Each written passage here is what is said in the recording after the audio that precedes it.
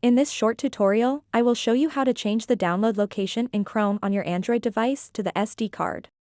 Many Android users prefer to store their downloads directly on the SD card to save space on their device's internal storage. By following a few simple steps, you can make sure that all your Chrome downloads go directly to your SD card. To get started, open up the Google Chrome web browser and then tap on these three little dots at the top right corner of the screen. After that, tap Settings. Once you are on the Settings page, scroll down to the very bottom. Tap Downloads.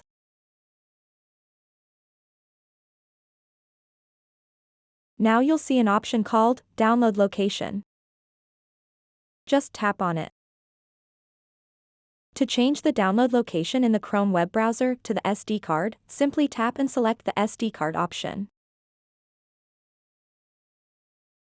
Once you've done this, all future downloads in Chrome will be saved directly to your SD card.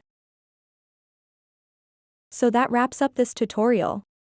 If you have any questions about this whole process, please let me know in the comments section below. And if this video helped you out, please give it a big thumbs up and subscribe to this channel for more tutorial videos like this one.